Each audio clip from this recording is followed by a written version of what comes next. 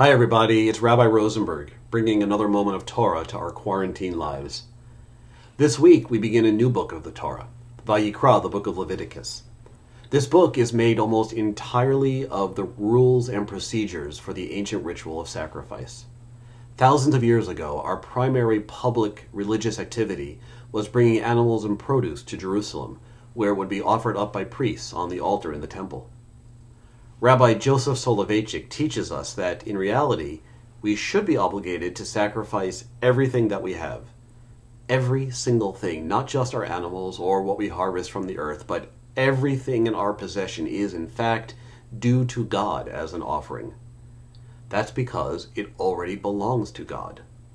We're allowed to borrow it, as it were, but never to really own it. We aren't so much giving something to God as we're returning it to God.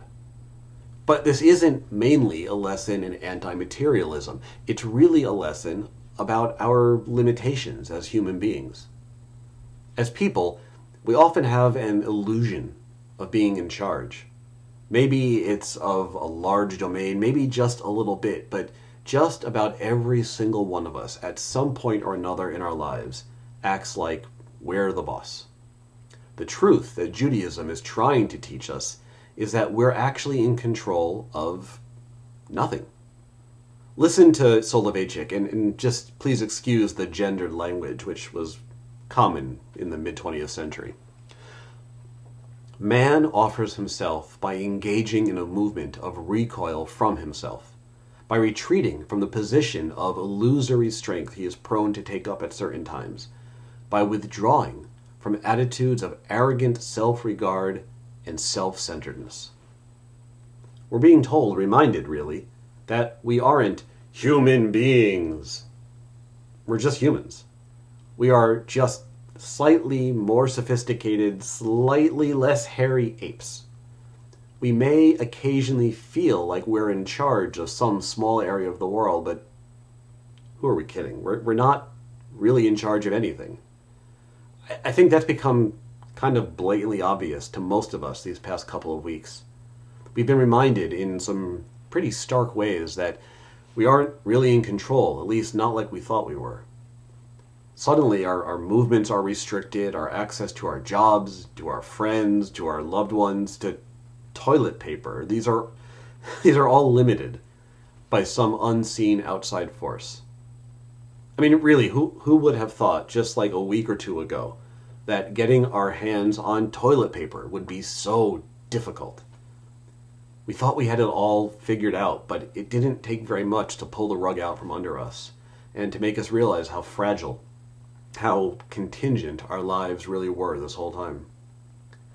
This doesn't have to lead us to despair, though. Realizing that we are ultimately powerless doesn't mean that we have to give up and simply submit to the world. We do have the ability to work the world, to sometimes make it bend to our will. And that's a great and it's a holy thing, but it's something which we may have taken for granted. I know I have, even more than I realized. These moments of fragility, they remind us how lucky, how blessed we are most of the time. Now, there's a real irony here. Soloveitchik also points out that this awareness of our limitations is a particularly human thing. Only human beings have the kind of self-awareness that we need to understand what it means to have these kinds of limitations, and only human beings have the kind of imagination that it takes to overcome them some of the time.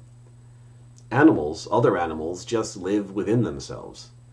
Human beings, and only human beings, can wonder about why, and can wonder about what else might be possible. And so it's precisely in these moments of self-awareness and self-limitation that we elevate ourselves above the animals and come one tiny step closer to the divine. Most of the time, even though we wouldn't admit it, we wouldn't say it this way, we kind of think of ourselves as gods of our own domain. It's only when we realize that we are no such thing that we reach our full, highest, holiest potential. Don't get me wrong, I am looking forward to the end of this mess that we're in. But until then, I'm also appreciating the lessons that it's reminding me of, and the holiness which it's pushing me to search for. Stay safe, everybody. I'll talk to you all soon.